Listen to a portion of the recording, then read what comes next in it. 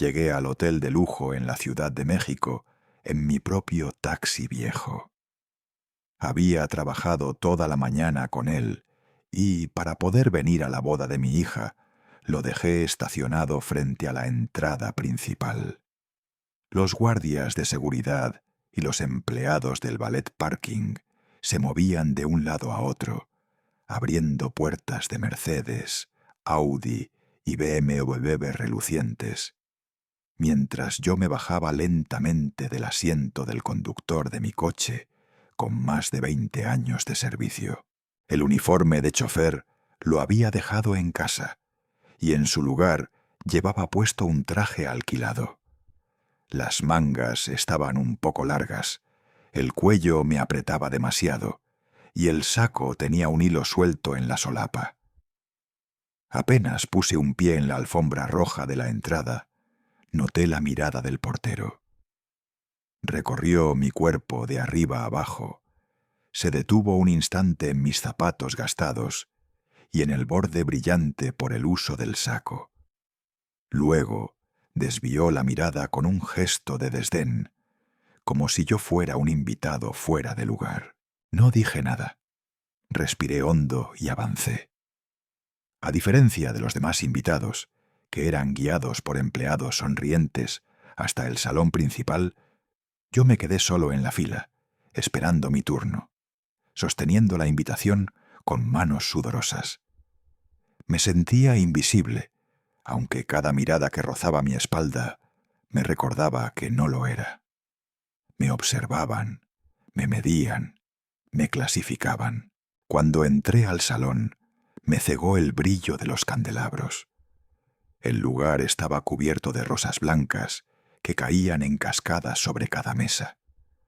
Las copas de cristal brillaban bajo las luces y un cuarteto de cuerdas tocaba melodías suaves en un rincón. Caminé despacio, buscando mi lugar. Me asignaron una mesa al fondo, casi junto a la puerta de servicio, compartiendo espacio con algunos parientes lejanos a los que apenas conocía. Ellos me saludaron con cortesía, pero enseguida se concentraron en sus conversaciones, dejando que mi soledad se instalara a mi lado como una sombra. Desde allí vi el escenario.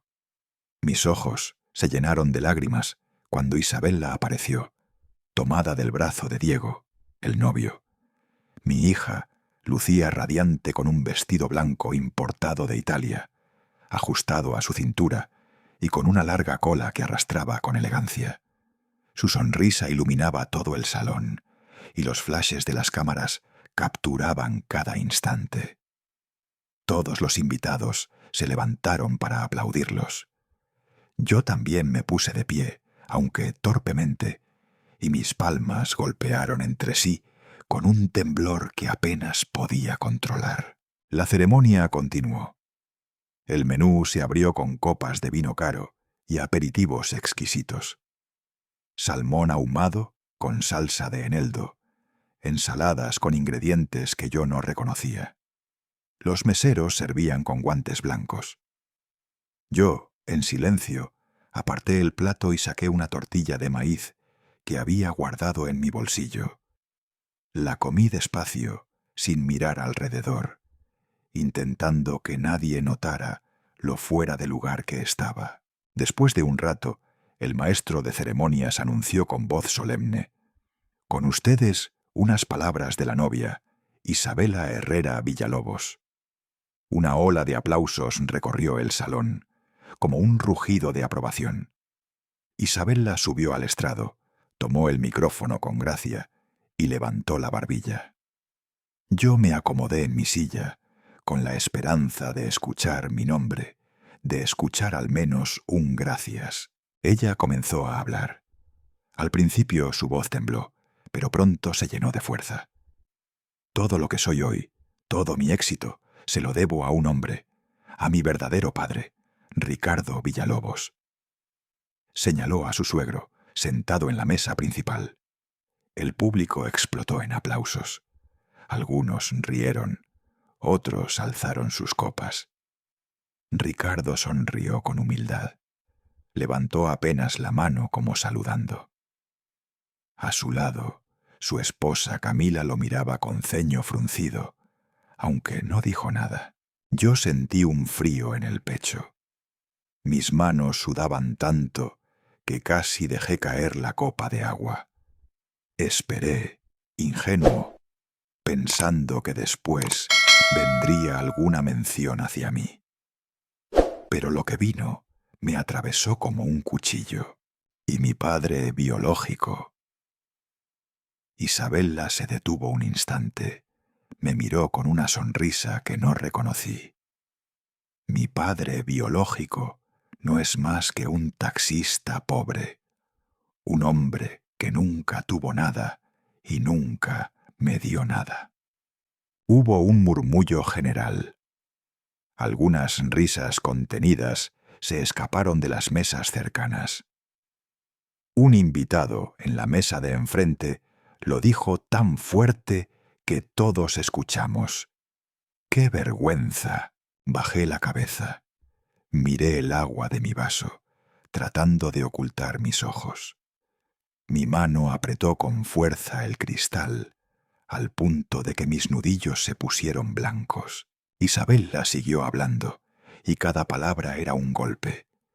Cuando cumplí 15 años, mientras mis amigas celebraban sus grandes fiestas de quinceañera con vestidos lujosos y salones llenos de flores, mi padre me llevó a una comida corrida. Frijoles, arroz, pollo en salsa, rodeada de obreros y albañiles. Ese fue mi cumpleaños de 15. ¿Se imaginan la humillación? Algunas personas se llevaron la mano a la boca, otras rieron abiertamente. Yo escuché a dos mujeres susurrar detrás de mí. No me sorprende, siempre se le vio con ropa de trabajo. Mi hija continuó. En la secundaria llegó a una junta de padres vestido con ropa manchada de cal. Mis compañeros me pusieron un apodo, la hija del albañil. Desde entonces juré que escaparía de esa sombra, que no volvería a ser humillada por él. Me atreví a mirar hacia la mesa principal. Diego, su esposo, bajó la vista, apretó los labios sin decir nada.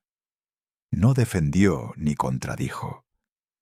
Solo dejó que el silencio me pesara aún más, y como si no fuera suficiente, Isabella remató. Hoy, el día de mi boda, cuando necesitaba la ayuda de un padre digno, le pedí $50,000 para celebrar este evento. ¿Y saben cuánto me ofreció? 3,000 pesos. 3,000 miserables pesos. Ese es mi padre. Un hombre del fondo soltó una carcajada y levantó su copa de tequila como si brindara por la broma. Yo respiré hondo. Sentí que las paredes se cerraban sobre mí. Miré mis zapatos, gastados y con la piel descascarada, contrastando con el brillo de la cola del vestido de mi hija. No dije nada. No podía. Solo apreté los dientes, contuve el temblor de mis labios y me puse lentamente de pie. La silla chirrió bajo mi peso. Di un paso hacia adelante. Sabía que todos los ojos estaban sobre mí. El corazón me golpeaba el pecho, y aunque mis piernas flaqueaban, avancé. El aire del salón estaba tan denso que apenas podía respirar.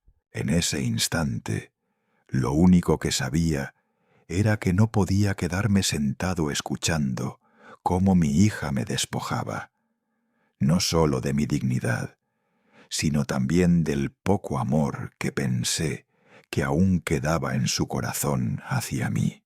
Y así, sin mirar atrás, comencé a caminar hacia la salida. Me levanté despacio. La silla rechinó con un sonido metálico que retumbó en el salón, como si todos se hubieran callado a propósito para escuchar mi vergüenza. Sentí de inmediato las miradas clavadas en mi espalda. Algunos invitados voltearon con extrañeza, otros con sonrisas burlonas.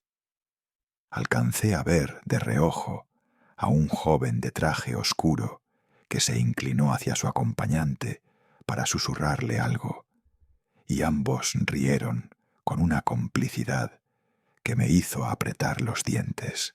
Agaché la cabeza. No quería ver más. Con pasos torpes avancé entre las mesas, cuidando no tropezar con las sillas ni golpear las copas de cristal. Cada mesa estaba cubierta de flores blancas y platos finos, y yo pasaba como un intruso entre un mundo que no me pertenecía.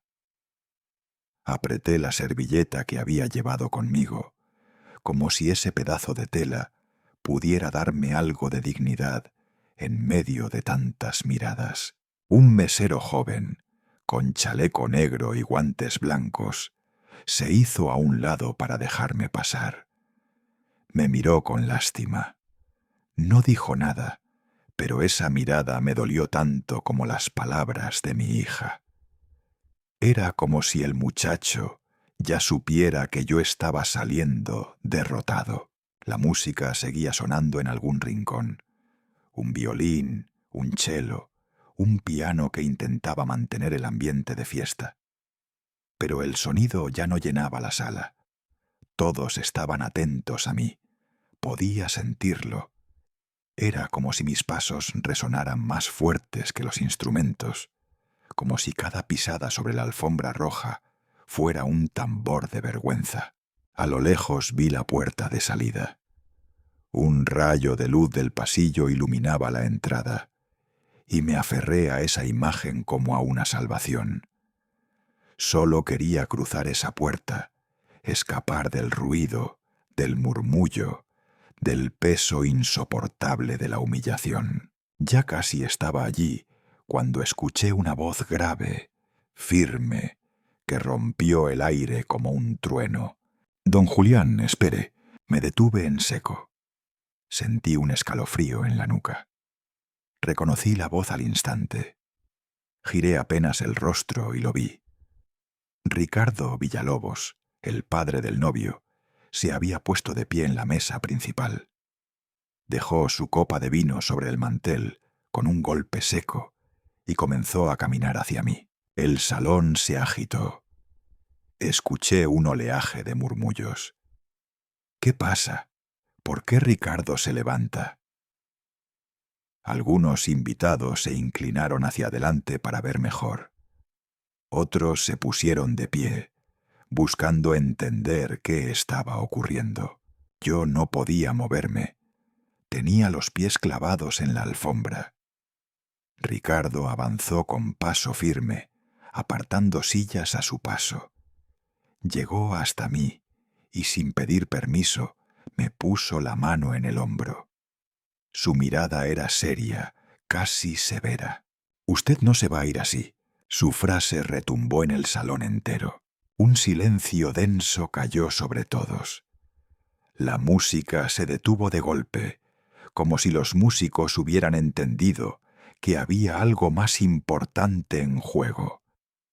El maestro de ceremonias, confundido, se acercó a Ricardo, pero él solo alzó la mano y pidió un micrófono. Ricardo giró hacia el público, aún con la mano sobre mi hombro, como anclándome a su lado. Su voz resonó clara. «Antes de continuar, quiero saber por qué Isabella se atrevió a humillar a su propio padre en el día de su boda». El murmullo volvió, más fuerte, como una ola que golpeaba las paredes. Vi a Isabella ponerse rígida, con el rostro encendido. El maquillaje fino no lograba ocultar el rubor de su furia. Se levantó de golpe, caminó hasta Ricardo y le arrebató el micrófono con brusquedad. «Porque es la verdad», gritó con la voz quebrada pero firme. «Toda mi vida ese hombre no ha sido nada más que un taxista, un albañil sin futuro. No me dejó nada, salvo la vergüenza de ser su hija». Algunas risas nerviosas se escaparon entre los invitados. Un hombre mayor, Asintió lentamente, como si le diera la razón. Sentí un nudo en la garganta, pero no pronuncié palabra. Yo estaba parado en medio del salón, sin poder huir, mientras mi hija desnudaba cada herida ante 200 personas. Isabella levantó la barbilla, los ojos brillando de rabia. Cuando cumplí 15 años, ¿saben qué hizo él? Mientras todas mis amigas tenían vestidos brillantes y bailaban su vals en salones enormes, él me llevó a comer a una fonda. Una comida corrida barata, rodeada de obreros con las manos llenas de grasa. Esa fue mi fiesta de quinceañera. Un par de chicas jóvenes en una mesa cercana se taparon la boca riendo. Vi un teléfono levantarse para grabar la escena. El dolor me atravesó como fuego. Isabella no se detuvo. Su voz, ahora más fuerte, rompía el silencio absoluto. En la secundaria se presentó a una reunión de padres con la ropa llena de cal. Todos me miraban. Desde entonces me llamaban la hija del albañil. Yo juré que saldría de esa sombra, que nunca más me sentiría humillada por él.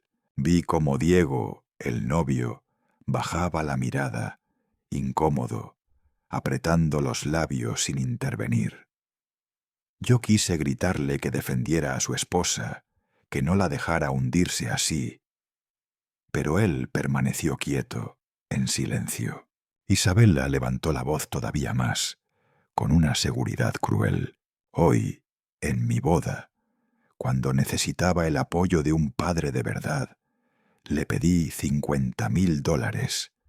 ¿Saben cuánto me dio? 3,000 pesos. 3,000 miserables pesos. Ese es el hombre que dice ser mi padre. Las carcajadas se desataron en la mesa del fondo. Un hombre levantó su copa de tequila como si brindara por el chiste. Yo seguía inmóvil. La garganta me ardía. Las manos me temblaban tanto que tuve que apretarlas contra el pantalón. Ricardo intentó acercarse a Isabella, tal vez para calmarla, pero ella lo apartó con un gesto brusco. Sus ojos brillaban con una mezcla de rabia y orgullo. No, déjame hablar. Todos aquí deben saber quién es él de verdad. El silencio fue total. Ni la respiración de los presentes se escuchaba. Solo la voz de mi hija, como un cuchillo. Toda mi vida he cargado con su pobreza, con su mediocridad. Hoy me libero de esa carga. Hoy tengo otra familia, otra vida, un verdadero padre, Ricardo Villalobos. Me miró directamente. Esa mirada me atravesó más que todas sus palabras. Agaché la cabeza. Miré mis zapatos gastados, la piel rota en la punta. Y justo frente a mí, a pocos metros, el vestido blanco de mi hija brillaba bajo las luces del salón, impecable, perfecto. El contraste era insoportable. En ese instante sentí que me había vuelto más pequeño que nunca en mi vida, y mientras todos guardaban silencio, comprendí que la herida que me abría mi propia hija dolía más que todas las penurias que había vivido en 70 años de lucha. Isabella apretaba el micrófono con tanta fuerza que pensé que lo iba a romper. Sus dedos, finos y decorados con uñas impecables, temblaban apenas, pero su mirada no. Sus ojos estaban llenos de fuego, de una rabia que no reconocía como suya. En ese instante, bajo la lámpara de cristal que iluminaba su vestido blanco como la nieve, no veía a la niña que yo había cargado en brazos, ni a la joven que había visto crecer con miedo y esperanza. Veía a una mujer que me apuntaba como si yo fuera un enemigo. Toda mi vida he tenido que soportar la pobreza de este hombre, dijo señalándome con el dedo sin vacilar.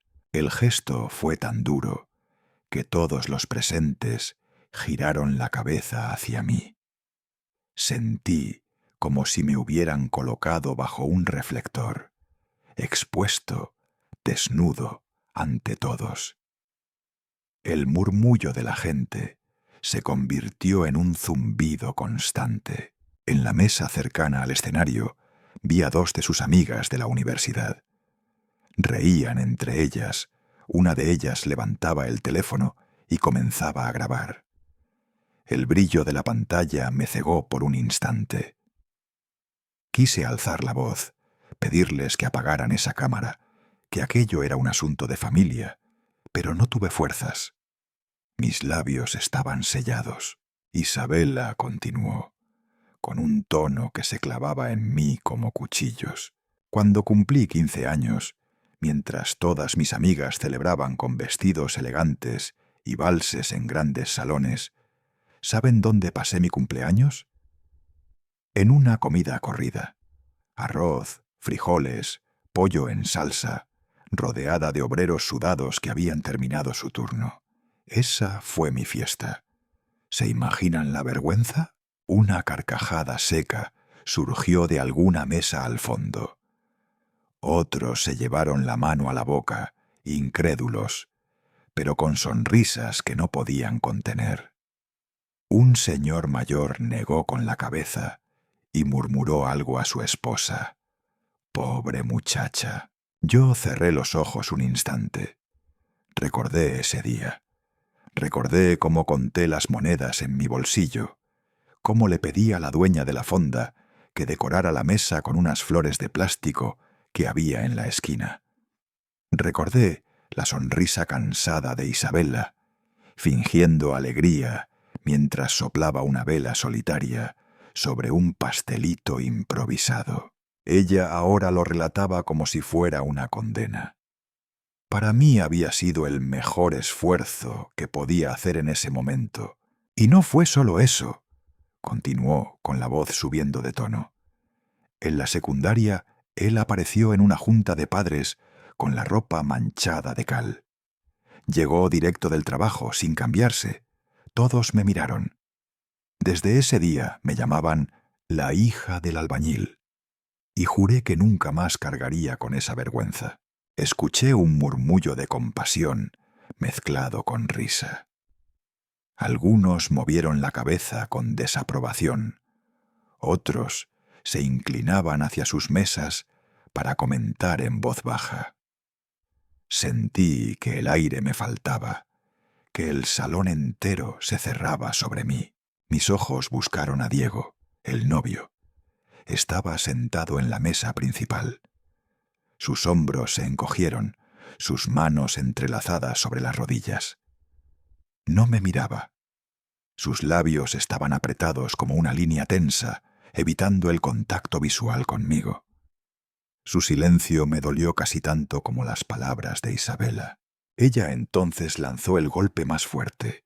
Hoy, en mi boda, cuando más necesitaba que mi padre me apoyara con dignidad, le pedí $50,000 para este evento. ¿Y saben qué me ofreció? 3,000 pesos. 3,000 miserables pesos. Ese es el hombre que se hace llamar mi padre. Un hombre de mediana edad, con el rostro enrojecido por el alcohol, alzó su copa de tequila y soltó una carcajada. Asintió como si estuviera de acuerdo. Sentí un ardor en la garganta. Tragué saliva, pero fue inútil. Mi mano apretaba la copa de agua con tanta fuerza que temí romperla. Ricardo se levantó de su asiento. Caminó hacia el escenario con paso decidido, dispuesto a intervenir. Pero Isabela, con un gesto brusco de la mano, lo detuvo. No, déjame hablar. Todos aquí deben saber quién es él de verdad. El salón quedó en silencio absoluto. Ni un suspiro se escuchaba. La música se había detenido hacía rato, y solo la voz de mi hija resonaba helada, cortante. He cargado con su fracaso toda mi vida, con su pobreza, con su incapacidad de darme un futuro. Hoy me libero. Hoy, por fin, tengo otra familia. Hoy tengo un verdadero padre, Ricardo Villalobos. Un murmullo sacudió el lugar, como un viento frío que entra por una ventana abierta.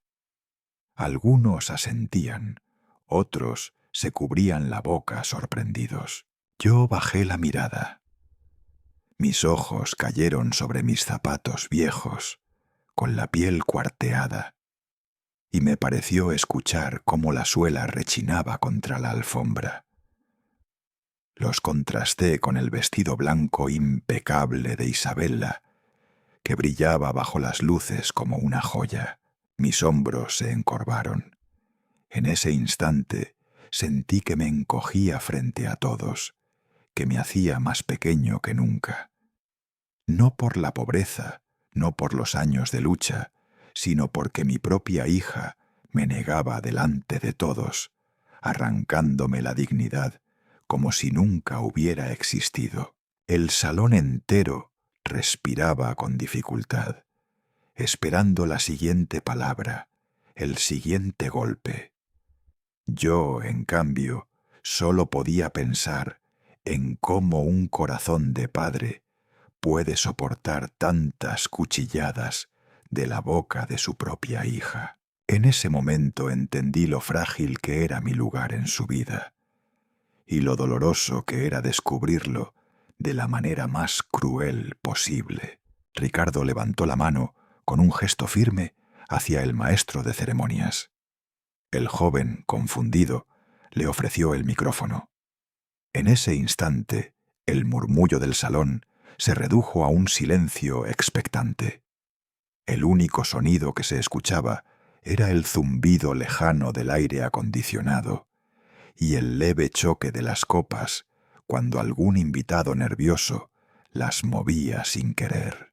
Ricardo avanzó hasta el centro del escenario. Su porte era imponente. La seguridad con la que caminaba contrastaba con mi propio temblor. Tomó el micrófono con calma, lo sostuvo unos segundos en el aire y dijo con voz grave, clara, que retumbó como una orden. «¡Basta ya!». La palabra cayó como un martillazo. Isabella se detuvo en seco, sus labios entreabiertos, su pecho subiendo y bajando con respiraciones agitadas. Dio un paso atrás, sorprendida por la interrupción. El público entero volvió la mirada hacia Ricardo. Algunos incluso se inclinaron hacia adelante para no perderse nada. Yo permanecí inmóvil, con la mirada baja. No sabía si agradecer que alguien pusiera un límite a mi humillación o temer lo que vendría después. Ricardo levantó la barbilla y, recorriendo el salón con sus ojos oscuros, dijo despacio, con cada sílaba cargada de peso: «Damas y caballeros, hay una verdad que la novia nunca conoció, o quizá decidió olvidar. Hoy ha llegado el momento de revelarla». Un murmullo recorrió el salón como un soplo de viento. Isabella parpadeó, sorprendida, y se aferró al borde del atril, como si el cuerpo no pudiera sostenerle el peso de lo que estaba ocurriendo. Ricardo metió la mano en el bolsillo interior de su saco y sacó su teléfono móvil. Con un gesto al técnico de sonido, pidió que conectaran el aparato al proyector del salón. En segundos, la pantalla gigante detrás del escenario se iluminó con la primera imagen. Era un documento amarillento, con las esquinas dobladas, escaneado. En la parte inferior se distinguían dos firmas, la de Ricardo Villalobos y la mía. «Esto», explicó Ricardo, «es un contrato fechado en 1998. En aquel año, Isabella tenía apenas 5 años. Sentí un golpe seco en el estómago. La fecha bastó para arrastrarme de vuelta a un tiempo que creía enterrado. Ese año, Isabella fue diagnosticada con leucemia aguda. La voz de Ricardo se mantuvo firme. Los médicos de Guadalajara dijeron que no había esperanza si no recibía un tratamiento en el extranjero. Y en ese momento, Julián y yo éramos socios fundadores de Herrera Villalobos Telecomunicaciones. La parte de Julián valía millones. El aire en la sala se volvió más pesado. Nadie respiraba fuerte. Algunos invitados se miraban entre sí, incrédulos. Yo me quedé paralizado, con los ojos fijos en la pantalla, mientras los recuerdos se agolpaban. El olor a cloro del hospital, la bata diminuta de mi hija, sus venitas cubiertas de moretones por las agujas. Ricardo prosiguió sin dejar espacio a dudas. Para salvar a su hija, Julián vendió toda su parte de la empresa. Yo le entregué el dinero en menos de una semana. Con eso, él pudo llevar a Isabella a Zúrich, Suiza, donde recibió el tratamiento que le salvó la vida. En la pantalla apareció el comprobante de una transferencia bancaria internacional. La cifra se leía con claridad. 10.000 USD. Un murmullo de asombro recorrió el salón. Escuché a alguien soltar un «Dios mío» desde la mesa cercana. Mi pecho se contrajo. Recordé la noche que firmé aquel contrato. Mis manos temblaban igual que ahora. Firmé sabiendo que entregaba mi futuro, mi dignidad, mi patrimonio, pero también sabiendo que con eso le daba a mi hija una oportunidad para vivir. Ricardo hizo un gesto y la imagen cambió. Ahora en la pantalla se veían documentos médicos con membrete extranjero y sello en rojo. El nombre resaltaba en letras claras: Isabella Herrera, paciente, 1998. Un murmullo de compasión recorrió la sala. Varias mujeres se taparon la boca y entonces apareció una fotografía.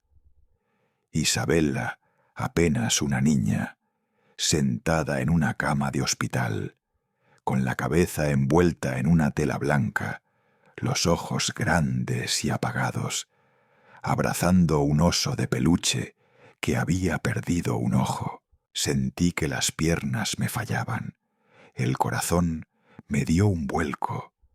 Esa imagen me devolvió el olor a desinfectante, el frío de las sábanas, las noches interminables contando los latidos en el monitor. Vi a una señora en una mesa delantera enjugarse las lágrimas con la servilleta. Un hombre mayor se quitó los lentes para limpiarse los ojos. Otra imagen reemplazó la primera. Yo, sentado en una silla de plástico, con la cabeza hundida en la mano, la barba desordenada, los ojos hundidos por el insomnio. Una enfermera había captado ese momento, y Ricardo lo había guardado como prueba silenciosa de aquellos días. Un sonido seco me hizo volver al presente. El micrófono de Isabella cayó al suelo. Ella lo había dejado caer sin darse cuenta. Sus ojos estaban abiertos de par en par. Las manos temblaban. El eco del golpe retumbó en todo el salón. Nadie se movió. Nadie habló. Ricardo bajó lentamente el teléfono. Dejó que la imagen se quedara fija unos segundos más en la pantalla y entonces dijo con voz profunda: «Esta es la verdad. El hombre al que hoy llaman fracaso es el mismo que entregó todo su futuro para que su hija pudiera estar viva aquí y ahora». El silencio era total. Podía escuchar los latidos en mis sienes. Los invitados bajaban la mirada, avergonzados de haber reído minutos antes. Yo levanté lentamente la cabeza. Mis ojos estaban nublados, pero alcancé a ver a mi hija. Isabella estaba pálida, con la respiración entrecortada. Sus labios se movían, pero no salía sonido alguno. Por primera vez en muchos años, vi en ella algo que no esperaba: desconcierto, miedo y la grieta de un remordimiento que comenzaba a nacer. Me quedé allí, de pie, expuesto y humillado, pero al mismo tiempo liberado, porque al fin, después de tanto silencio, la verdad que me había pesado en el pecho por décadas había salido a la luz. Y aunque mis lágrimas corrían sin control, en el fondo sentí que no eran solo de dolor, eran también de alivio. La pantalla detrás del escenario volvió a iluminarse. Las imágenes comenzaron a aparecer una tras otra, como si alguien estuviera abriendo las páginas de un álbum secreto de mi vida, uno que yo había guardado bajo llave en mi memoria durante años. La primera fotografía me golpeó de inmediato. Allí estaba Isabella, mi niña, recostada en una cama del hospital de Zúrich. Su cabecita estaba envuelta en una venda blanca. Sus ojos grandes y oscuros apenas podían mantenerse abiertos, enturbiados por los medicamentos. La piel de su rostro tenía un tono pálido que me dolía recordar. Yo recordaba perfectamente ese día. Le había puesto encima un suéter rojo oscuro que había comprado en un mercadillo de segunda mano. Lo encontré después de regatear con un vendedor que hablaba un alemán que yo no entendía, pero al final me lo dejó a mitad de precio. Ese suéter era grande para su cuerpecito frágil, pero servía para cubrirla en el invierno helado de Suiza. El murmullo en el salón se hizo audible. Escuché cómo varias mujeres suspiraban. Vi a un señor quitarse el sombrero con respeto, bajando la cabeza. La imagen cambió. Ahora aparecía yo, sentado en un pasillo del hospital. Mi espalda encorvada, la barba descuidada, la ropa arrugada. En mis manos sostenía una bolsa de plástico con 2 panes y una botella de agua. Esa era mi cena durante semanas. Me reconocí en ese rostro derrotado, con las ojeras profundas, con el vacío en los ojos de quien teme perderlo todo. En la mesa más cercana, una mujer mayor murmuró con voz temblorosa: «Ese hombre no era un fracaso, era un padre desesperado». Su frase se escuchó lo suficiente como para que varios asintieran en silencio. Sentí un calor extraño recorrerme el pecho, como si de repente alguien hubiera entendido lo que hasta ahora había estado oculto. La siguiente diapositiva mostró un documento oficial, una factura hospitalaria escrita en alemán, llena de cifras imposibles. Decenas de miles de francos suizos.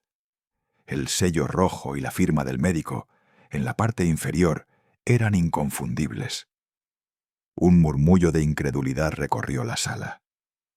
Algunos invitados abrieron los ojos de par en par, como si no pudieran concebir que yo, el supuesto taxista fracasado, hubiera afrontado semejantes costos. En ese momento, mi mente viajó de vuelta a esas noches interminables.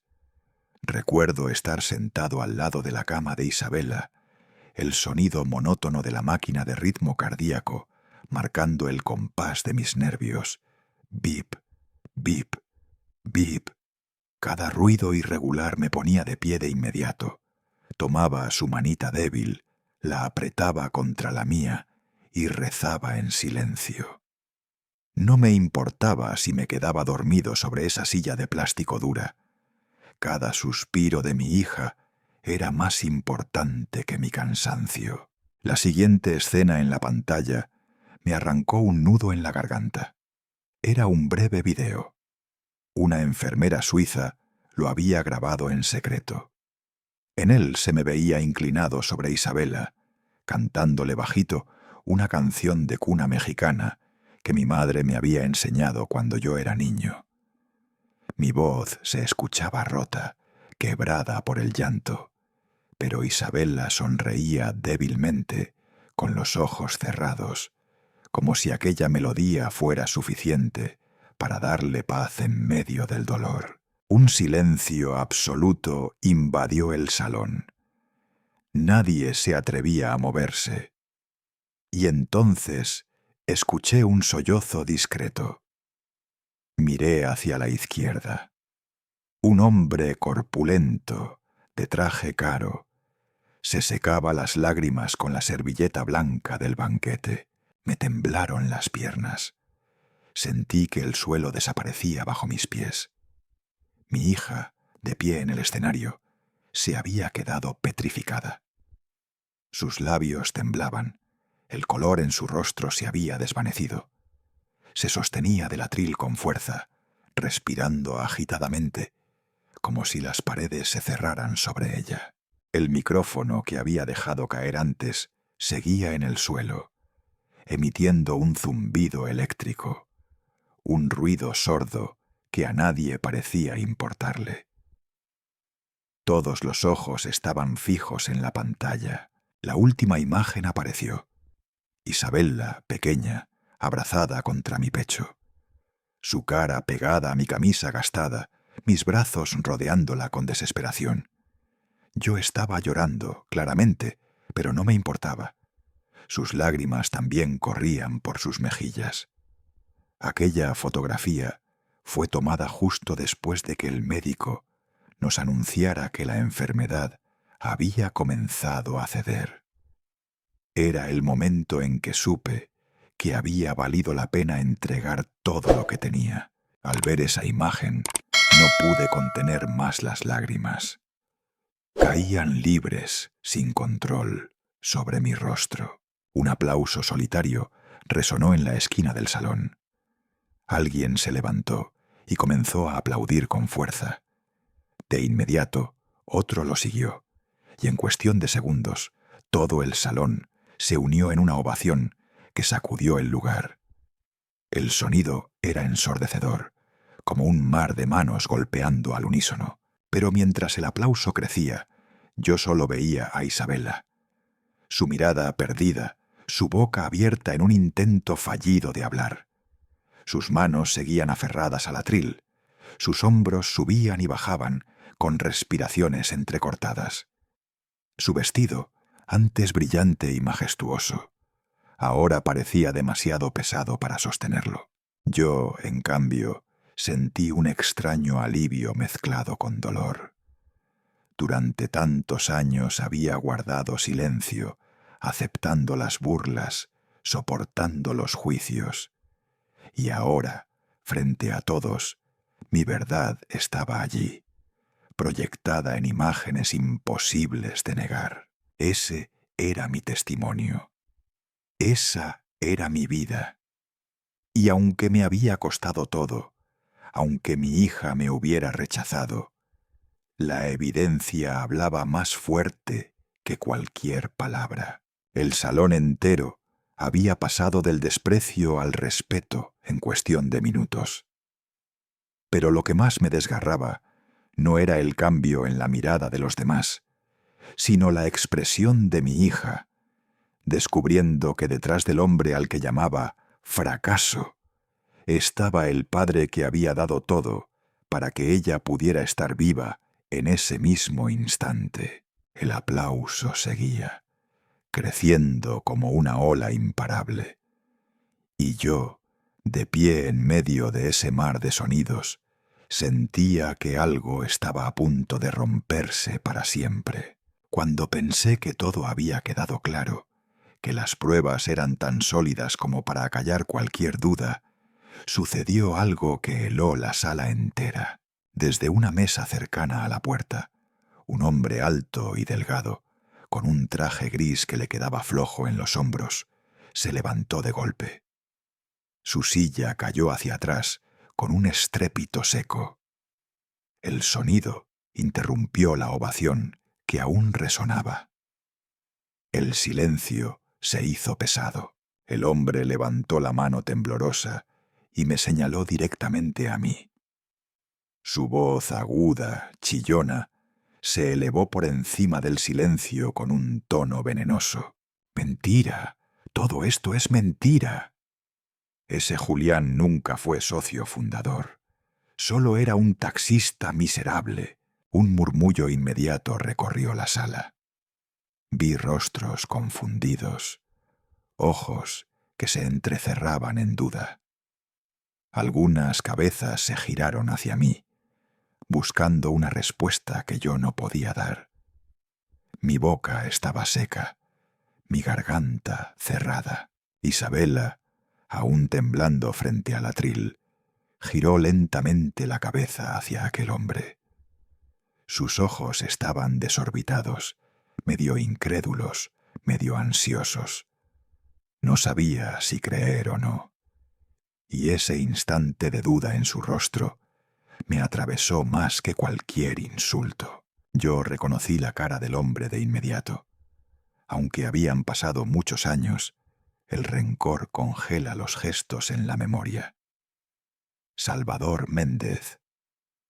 Había sido un colaborador en los primeros días de la empresa, siempre resentido por las decisiones que lo dejaron fuera del reparto mayoritario, siempre buscando una oportunidad para arrastrar mi nombre al lodo. Él continuó, gritando con la garganta abierta, como si quisiera borrar todo lo que se había mostrado en la pantalla. Ricardo inventa todo esto para cubrir sus propios negocios. Ese Julián nunca firmó nada, nunca tuvo parte en la compañía. Él no es nadie. El salón estalló en confusión. Sillas arrastrándose, murmullos cada vez más altos, gente poniéndose de pie para ver mejor. Escuché un vaso caerse y romperse en algún rincón. El aire se llenó de tensión, como si todos hubieran sido empujados otra vez a la duda, como si la sombra del desprecio regresara para envolverme. Mi corazón latía con violencia. El miedo me paralizó.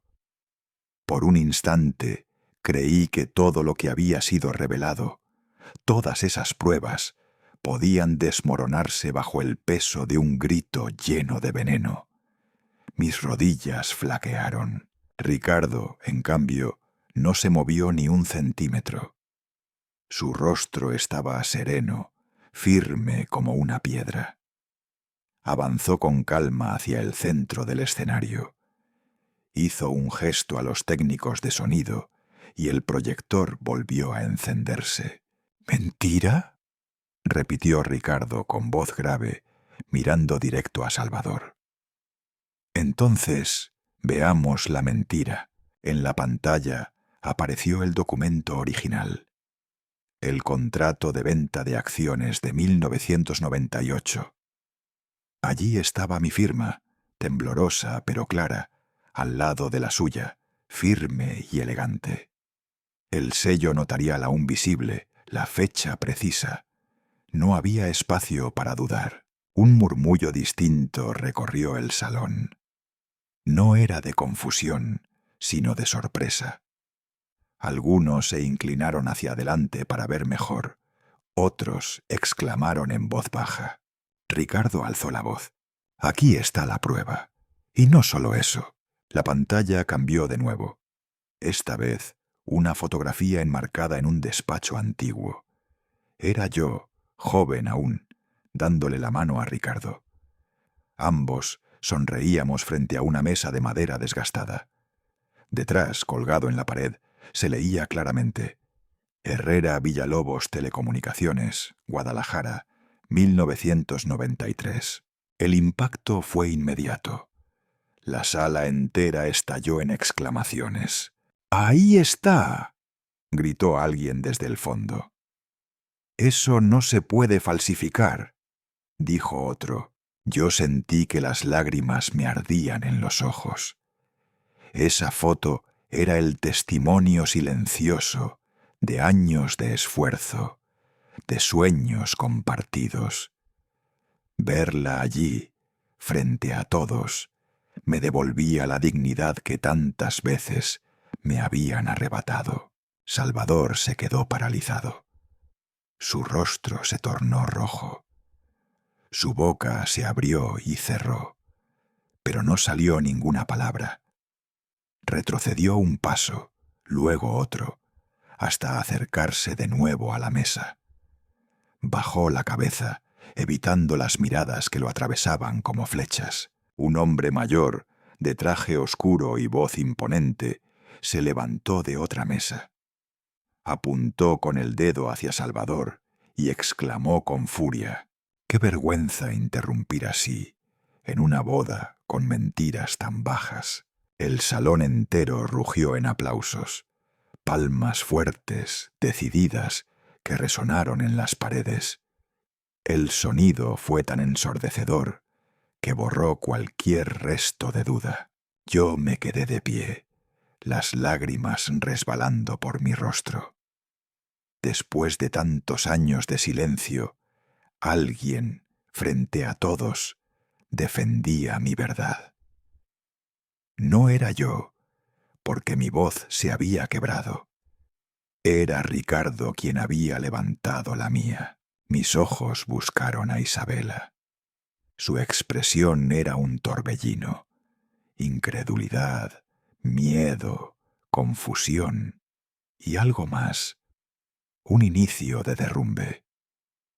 Sus labios temblaban. Sus ojos no podían apartarse de la pantalla ni de mí. El aplauso continuaba, cada vez más fuerte, hasta convertirse en una ovación. Era como si todo el salón se uniera para aplastar la mentira, para arrancarle poder al veneno de Salvador. Yo, mientras tanto, respiraba hondo, sintiendo que el peso de tantos años de humillación se desprendía de mis hombros poco a poco. Por primera vez no estaba solo. Por primera vez la verdad no era solo mía, sino de todos los que estaban allí presentes. Y en medio de aquel estruendo supe que algo había cambiado para siempre. Ya no era el hombre pobre y avergonzado que todos creían.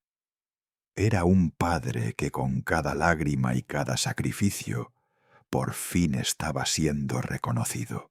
El salón, lentamente, volvió al silencio. Pero ya no era el mismo silencio de antes, cargado de juicio. Era un silencio reverente, casi solemne. Un silencio que me devolvía, después de tantos años, un lugar que creí perdido. El respeto. El aplauso todavía resonaba en el salón, cuando sentí que mis piernas apenas podían sostenerme. Yo estaba allí, de pie, tratando de comprender que después de tantos años, por fin alguien había levantado la voz por mí. Pero no tuve tiempo de saborear ese respiro. De pronto vi a Isabela. Ella permanecía de pie junto al atril, con las manos colgando a los lados, como si le hubieran arrancado toda la fuerza. Sus ojos, antes encendidos de furia, se habían apagado. Parpadeaba sin foco, la boca entreabierta, murmurando palabras que no alcanzaban a salir. El vestido blanco, ese vestido que había soñado desde niña, se estremecía con cada respiración agitada. Sus hombros subían y bajaban, como si le faltara el aire. Y de pronto, sin aviso, sus rodillas se doblaron. ¡Isabela! Escuché un grito ahogado de alguien en la primera fila. El golpe de su cuerpo cayendo contra la alfombra retumbó en mi pecho como un cañonazo. El micrófono que había dejado sobre el atril se deslizó y terminó en el suelo, emitiendo un sonido sordo.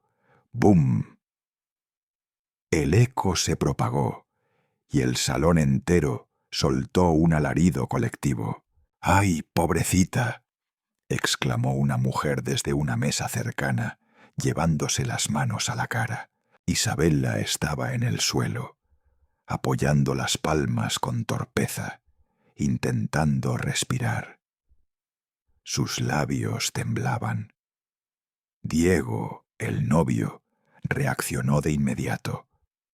Se inclinó, desesperado por ayudarla. «Amor, tranquila, te levanto», decía, extendiendo los brazos para sujetarla. Pero Isabella lo apartó de un manotazo, como si el contacto le quemara. Su rostro estaba enrojecido, los ojos desbordados de lágrimas, y en lugar de mirar a su esposo, buscó mis ojos. Y en medio de ese silencio expectante, su voz quebrada atravesó el aire. «Perdóname, papá». El mundo se detuvo. Aquella palabra, papá, que llevaba años sin escuchar de sus labios, ahora brotaba en medio de más de 200 invitados. Mi corazón se apretó con un dolor extraño, mezcla de alegría y sufrimiento. Isabella se arrastró un poco hacia adelante, el vestido largo rozando la alfombra, ensuciándose con polvo y migajas caídas de las mesas. Yo me quedé paralizado, con el pecho palpitando como un tambor. No sabía si debía correr a levantarla o esperar. Ella sollozaba, luchando con cada palabra. «Todo fue culpa mía. Me avergoncé de ti. Quise creer que eras un fracaso. Quise ocultar la verdad. Pero estaba equivocada». El salón entero contuvo la respiración. Vi pañuelos blancos aparecer en varias manos. Una señora mayor se inclinó hacia su nieta, susurrando algo que no alcancé a oír mientras se secaba los ojos. Diego permanecía allí, de pie, con el rostro desencajado. Su mandíbula temblaba, la decepción brillaba en sus pupilas. Entonces murmuró, lo suficientemente alto para que muchos escucharan: «Me mentiste, Isabella». Su voz no fue un grito, pero retumbó como un latigazo. Isabella lo escuchó, y fue como si la atravesaran con un cuchillo. Dejó escapar un gemido, y el llanto se apoderó de ella. Todo su cuerpo temblaba, y sus hombros se sacudían con cada sollozo. Un mesero joven se apresuró con un paquete de pañuelos, pero Ricardo levantó la mano, pidiendo silencio. Nadie debía interrumpir. La escena hablaba por sí sola. Yo respiraba con dificultad. Cada lágrima de mi hija era un golpe en mi pecho.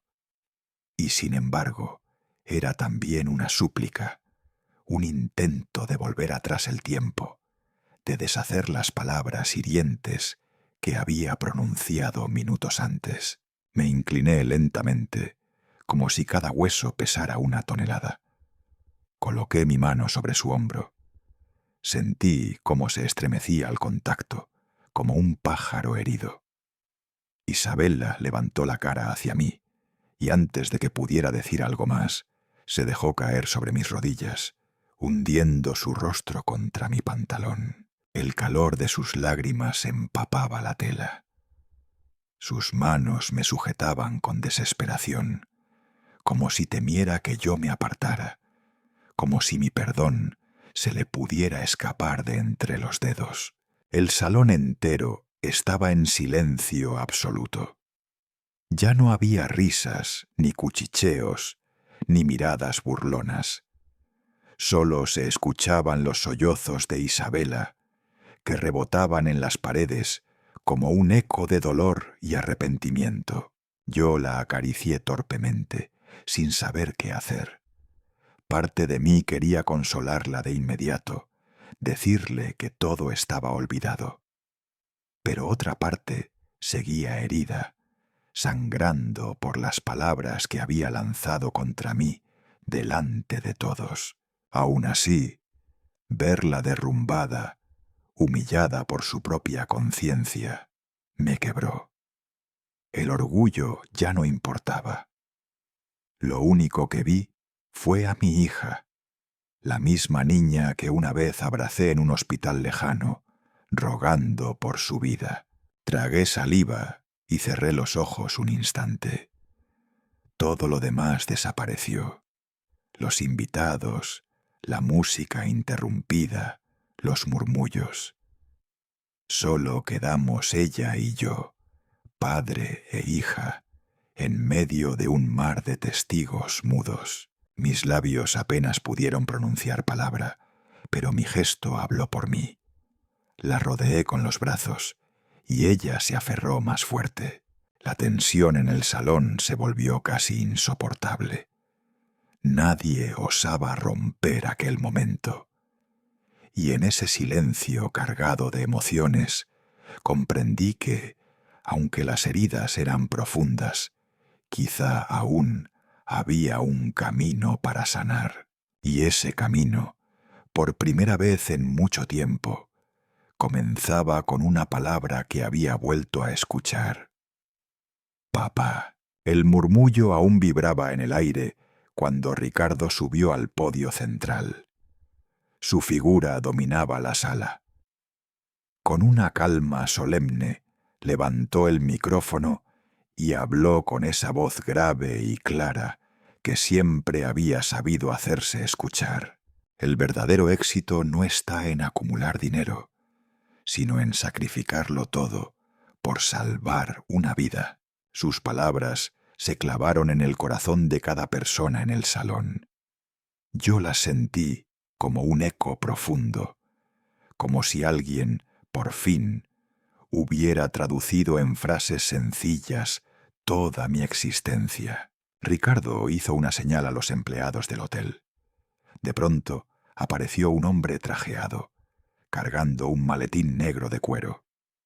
Lo colocó sobre la mesa frente al podio y lo abrió con cuidado. Dentro había un fajo de documentos gruesos, sujetos con un broche metálico, y cada página llevaba sellos oficiales, en rojo vivo, que brillaban bajo la luz de los focos.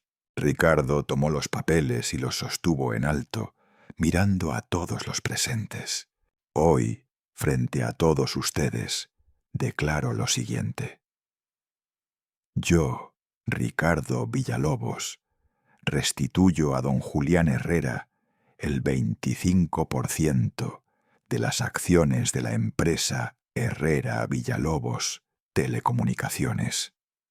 El impacto fue inmediato.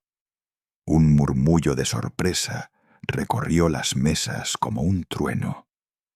Luego, una ovación estalló. Algunos invitados se levantaron de sus sillas, golpeando las palmas con tanta fuerza que el sonido se volvía ensordecedor. Yo me quedé helado. Mis oídos zumbaban. No podía creer lo que había escuchado. El 25%. Aquellas acciones que yo había vendido para salvar la vida de Isabela, que ahora valían millones, que estaban tan lejos de mi realidad, que jamás soñé volver a verlas. Mi corazón latía tan fuerte que parecía que iba a romper mi pecho. Quise hablar, pero no pude. Solo miraba fijamente esos papeles, como si fueran un espejismo. Ricardo bajó del podio y caminó hacia mí. Yo seguía de pie, con las manos temblando. Cuando llegó frente a mí, extendió el fajo de documentos y lo colocó entre mis dedos. Sus manos, firmes y cálidas, se posaron sobre las mías para que no se me cayeran. Hermano, es tarde, demasiado tarde quizá, pero hoy la justicia vuelve a tu nombre. Sentí que mis rodillas se doblaban. El peso de los papeles era nada comparado con el peso de esas palabras. Lo sostuve contra mi pecho y las lágrimas comenzaron a caer sin control. El salón entero rugía. Escuchaba voces que gritaban: «¡Viva don Julián! Así se hace justicia». Algunos alzaban sus copas de vino, otros golpeaban las mesas en señal de apoyo. El ruido era tan intenso que por primera vez no me sentí aplastado por él, sino sostenido. Miré alrededor. Vi a Camila Villalobos, la madre del novio, que hasta ese momento se había mantenido seria, incluso distante. Ahora tenía los ojos húmedos. Movió la cabeza con respeto y susurró a quien estaba a su lado: «Ese hombre es más grande de lo que pensamos». Sus palabras me llegaron como un bálsamo. De pronto, Diego, el novio, se levantó de la mesa principal y caminó hacia mí. Su rostro estaba serio, pero sus ojos brillaban con una mezcla de respeto y emoción. Se detuvo frente a mí y, sin dudarlo, tomó mi mano libre. «Señor Herrera, ¿me permite llamarle papá?». Sentí un nudo en la garganta tan fuerte que apenas pude respirar. Ese muchacho, que en silencio había presenciado las humillaciones, que había visto cómo su futura esposa me despreciaba, ahora me estaba ofreciendo un lugar en su vida. Yo lo miré, incapaz de articular palabra. Solo asentí con la cabeza y lo abracé. El salón explotó en aplausos nuevamente, y esta vez algunos invitados incluso lanzaron vítores. «Eso es familia verdadera», gritó alguien desde el fondo. La emoción me desbordaba. Sentía que cada aplauso borraba una cicatriz de los años de desprecio. En ese momento bajé la mirada. Isabella seguía en el suelo, aún de rodillas, con el rostro manchado de lágrimas y maquillaje corrido. Levantó los ojos hacia mí. Esa mirada ya no era altiva ni desafiante. Era la mirada de una niña perdida que buscaba volver a casa. Nuestros ojos se encontraron y por un instante el salón entero desapareció. Solo existíamos ella y yo. Vi en sus pupilas todo su arrepentimiento, todo el peso de sus errores. Y a pesar del dolor, sentí que mi corazón, cansado pero inmenso, no podía cerrarle la puerta. Respiré hondo y le extendí la mano. Isabella dudó un segundo, pero luego la tomó con fuerza. Se incorporó lentamente, temblando, y al ponerse de pie frente a mí, me abrazó sin decir palabra. Los aplausos continuaron, pero ahora eran distintos. Ya no eran gritos de júbilo solamente, sino de respeto profundo. El ambiente había cambiado por completo, de la tensión sofocante al estallido de la verdad, y ahora a la calma reverente de quienes presencian algo más grande que ellos mismos. En ese instante comprendí que la vergüenza ya no tenía poder sobre mí, que los años de burla y desprecio se habían desvanecido bajo la luz de la verdad. Yo, Julián Herrera, el hombre que había sido llamado fracaso, volvía a ser visto como lo que siempre había sido: un padre que lo dio todo por su hija. Después del estruendo de aplausos, después de las palabras de Ricardo y la entrega de aquel fajo de documentos que devolvieron mi nombre a la dignidad, pensé que el momento no podía ir más lejos. Creía que lo vivido ya era suficiente para una vida entera. Pero me equivocaba. El maestro de ceremonias, con una sonrisa nerviosa, alzó la voz para retomar la ceremonia, como si quisiera devolverle a la boda un aire de normalidad. «Ahora, el primer baile de la novia con su padre». Un murmullo recorrió el salón, como una ola que empieza en la orilla y se expande hacia mar adentro. Pero esa ola no se dirigió a Ricardo ni a Diego, sino a mí. Sentí decenas de ojos clavándose en mi espalda, en mis manos aún temblorosas. Me quedé quieto. No sabía qué hacer. Mi corazón golpeaba tan fuerte que apenas podía escuchar el murmullo de las conversaciones. La vergüenza de hace unos minutos, mezclada ahora con el respeto de los presentes, me tenía paralizado. Y fue entonces cuando Isabella se levantó. Su rostro estaba descompuesto, con el maquillaje corrido en lágrimas. El vestido, blanco al inicio de la ceremonia, llevaba manchas de polvo y arrugas. Pero nada de eso importaba. Caminó hacia mí con pasos inseguros, temblando como una niña. Se detuvo frente a mí y en medio de aquel silencio expectante extendió su mano. La voz le salió entrecortada, casi como un ruego. «Papá, ¿bailas conmigo?» Miré su mano. Era la misma que había sostenido cuando ella era una niña frágil en el hospital, la misma que había apretado cada noche, rogando que no se me escapara entre los dedos. Seguía siendo pequeña, suave, aunque ahora temblaba con el peso de los años y de la culpa. Tragué saliva, levanté la mirada hacia sus ojos enrojecidos y sin decir nada, asentí. Un aplauso espontáneo se escuchó desde un rincón y enseguida los mariachis, que hasta entonces habían estado esperando discretos en una esquina del salón, comenzaron a tocar. La guitarra rasgueó los primeros acordes, el violín se unió y el sonido inconfundible del guitarrón llenó el aire. La voz potente del cantante rompió el silencio con la melodía de «Cielito lindo». «Ay, ay, ay, ay, canta y no llores». El público estalló en un murmullo emocionado. Isabella apoyó su mano en mi hombro, bajando la cabeza como si no pudiera sostener mi mirada. Yo tomé su cintura con torpeza, inseguro, y comenzamos a dar los primeros pasos.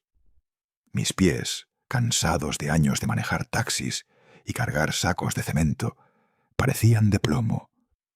Pero poco a poco la música me guió, y con cada nota me sentí más ligero. Ella cerró los ojos y con voz apenas audible susurró en mi oído: «Gracias por nunca dejarme, aunque yo sí te abandoné». Sus palabras se clavaron en mí, pero no como dagas, sino como bálsamo. Por primera vez en mucho tiempo, sentí que el puente roto entre nosotros podía reconstruirse. La gente alrededor comenzó a aplaudir suavemente al compás de la música. Algunos incluso se levantaron de sus sillas para ver mejor la escena. Y de pronto, como si fuera algo natural, varias voces se unieron al coro del mariachi.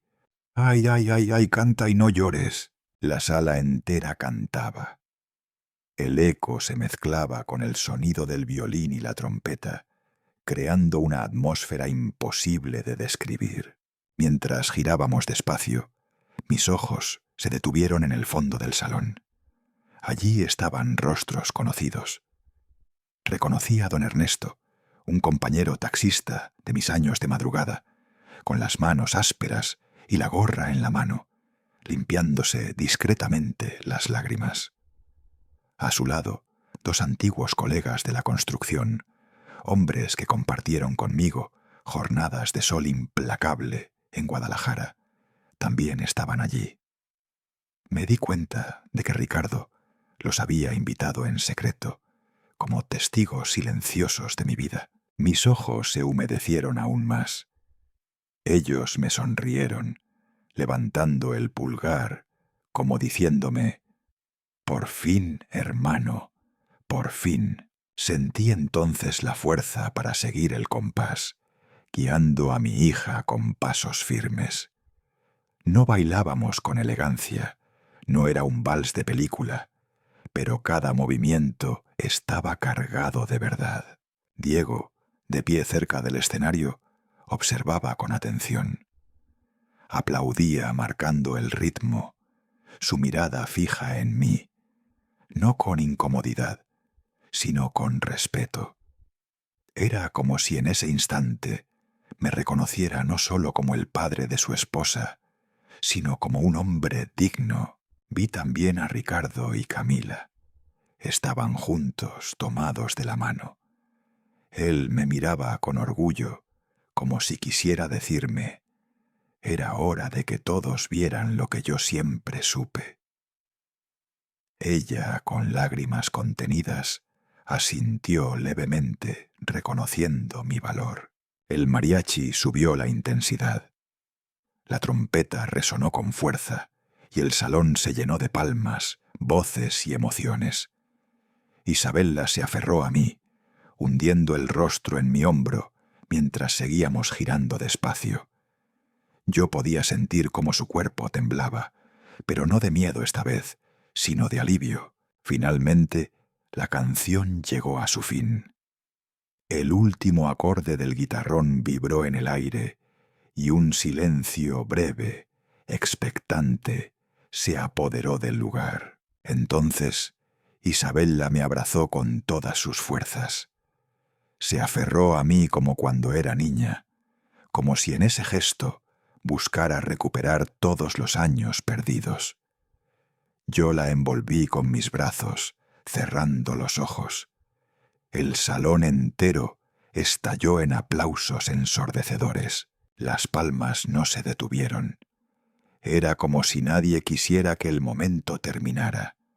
Algunos se pusieron de pie sobre las sillas, gritando mi nombre. ¡Viva don Julián! ¡Viva el Padre verdadero! Yo levanté la cabeza. Las luces cálidas iluminaban la sala. Vi sonrisas, lágrimas, respeto. Y dentro de mí, por primera vez en muchos años, sentí que ya no era el hombre derrotado, el taxista al que llamaban fracasado. Esa noche, bajo el canto del mariachi y el abrazo de mi hija, fui reconocido por lo que siempre había sido, un padre que lo dio todo y que ahora, al fin, era visto como tal. Nunca imaginé que la vergüenza de aquel día en la boda terminaría convirtiéndose en algo tan distinto. Lo que comenzó con humillaciones frente a cientos de invitados, acabó con la verdad desnudada, con mi hija en mis brazos y con mi nombre restituido. Sin embargo, lo más sorprendente no ocurrió dentro del salón, sino después, cuando la historia salió de aquellas paredes y empezó a recorrer todo México. La mañana siguiente, aún con el cansancio pegado al cuerpo y el recuerdo fresco de cada lágrima, me desperté con golpes en la puerta de mi pequeña casa. Cuando abrí, lo primero que vi fueron las cámaras. Varios periodistas, micrófonos en mano, me rodearon antes de que pudiera siquiera dar los buenos días. Don Julián, una foto, por favor. ¿Es cierto que usted sacrificó millones para salvar a su hija? ¿Qué siente ahora, después de ser reconocido frente a todos? Yo me quedé mudo, abrumado. Nunca en mi vida había sido el centro de atención. Me habían visto siempre como un hombre cualquiera, un taxista, un albañil, y de repente ahí estaban, apuntando sus luces y cámaras hacia mi puerta descascarada, hacia mi cama de madera gastada, hacia la foto vieja de mi difunta esposa que aún colgaba en la pared, amarillenta por el tiempo. Los titulares de los periódicos ese mismo día fueron unánimes. El taxista que sacrificó millones por salvar a su hija. Vi mi nombre impreso en letras grandes y no pude contener las lágrimas. Pensé en mi esposa, en cómo hubiera querido estar ahí para ver que, al fin, nuestro esfuerzo no había sido en vano. Mis vecinos se acercaban a felicitarme. Doña Rosa, la señora que vivía enfrente, me abrazó diciendo: «Yo lo vi, don Julián. Lo vi trabajar noches enteras, manejando hasta que los ojos se le cerraban. Nadie puede negar lo que hizo por su hija». Don Ernesto, mi viejo compañero de taxi, llegó con su gorra en la mano. «Hermano, siempre supimos que no eras un fracasado. Pero ahora lo sabe todo el país». Me sentí pequeño ante tanto reconocimiento. Yo no había hecho nada heroico. Solo había hecho lo que cualquier padre debería hacer. Pasaron unas semanas y un día recibí una llamada inesperada. Era Ricardo. «Hermano, queremos que regreses a la empresa, no como socio activo. Sé que no lo deseas, pero como lo que siempre fuiste, un fundador. Queremos darte un lugar de honor». Al principio me negué. Pensé que no pertenecía a ese mundo de trajes elegantes y oficinas de vidrio. Pero insistió y finalmente acepté. El día que crucé nuevamente las puertas de Herrera Villalobos Telecomunicaciones, algo dentro de mí cambió. Jóvenes empleados me recibieron con un aplauso espontáneo. Algunos me miraban con admiración, otros con lágrimas en los ojos. Y entre los murmullos escuché una frase que me estremeció. «Ahí va don Julián, el verdadero fundador». Ricardo me presentó en una ceremonia interna. Subió al escenario y con la voz firme que lo caracteriza, dijo: «Si hoy somos un imperio, es porque hubo un hombre que renunció a todo por amor. Ese hombre está aquí con nosotros». Sentí que mi pecho iba a estallar. Yo, que tantas veces había entrado en edificios con la cabeza gacha, ahora era recibido como alguien digno de respeto. Pero lo más grande aún estaba por llegar. Isabella y Diego, decididos a transformar la vergüenza en esperanza, fundaron la Fundación Juliana, destinada a apoyar a niños con cáncer en México. Cuando me lo contaron, no pude hablar durante varios minutos. Lloré en silencio. Ese era el verdadero legado, que el sufrimiento vivido se convirtiera en consuelo para otros. El día de la inauguración me pidieron que hablara. Me puse de pie en el escenario improvisado, frente a decenas de niños con gorros de lana cubriendo sus cabezas calvas por la quimioterapia. Me miraban con sonrisas tímidas, algunos con la mano agarrada a la de sus madres. Yo no encontré grandes discursos. Solo miré a Isabella, que me sonreía entre lágrimas, y a Diego, que me hacía un gesto de apoyo, y dije: «Hace muchos años yo pensé que todo había terminado, pero verlos hoy aquí me demuestra que la vida siempre tiene un motivo para seguir adelante. Yo no soy un héroe, solo soy un padre que quiso salvar a su hija. Y hoy, gracias a ella, podemos salvar a muchos más». Los aplausos fueron largos, pero lo que más me marcó fueron las risas de esos niños, inocentes, vitales, a pesar de la enfermedad. Isabella tomó el micrófono después. Con voz clara, declaró frente a todos: «Yo alguna vez llamé a mi padre un fracaso, pero hoy sé que es el hombre más exitoso del mundo, porque me salvó la vida y ahora está salvando la de cientos de niños». Vi lágrimas en los ojos de médicos, voluntarios, padres de familia. Esa confesión pública de mi hija fue el cierre de una herida que llevaba años abierta. Al final de la jornada, cuando el sol comenzó a caer y tiñó de dorado las paredes del edificio recién inaugurado, me senté en un banco del parque cercano. Observaba a los niños jugar, correr, reír, como si no existiera el dolor. Una pequeña de unos 7 años, con un gorro de lana rosa, se me acercó. Traía en la mano un brazalete hecho con cuentas de colores. Me lo entregó sin decir palabra. «Es para usted, don Julián». Lo tomé con cuidado, recordando de inmediato la pulsera de hospital que Isabella llevaba en su muñeca durante aquellos días en Zúrich. Todo el dolor, el miedo y la esperanza de entonces volvieron a mí, pero ya no con el peso de la angustia, sino con la paz de saber que había valido la pena.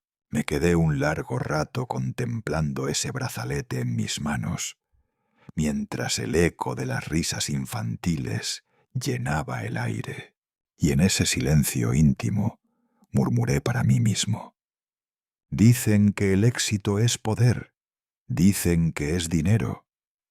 Para mí, éxito es ver a mi hija viva y dejarle al mundo un legado que se llama amor de padre. En ese instante comprendí que mi vida, con todas sus renuncias y cicatrices, había encontrado su verdadero sentido.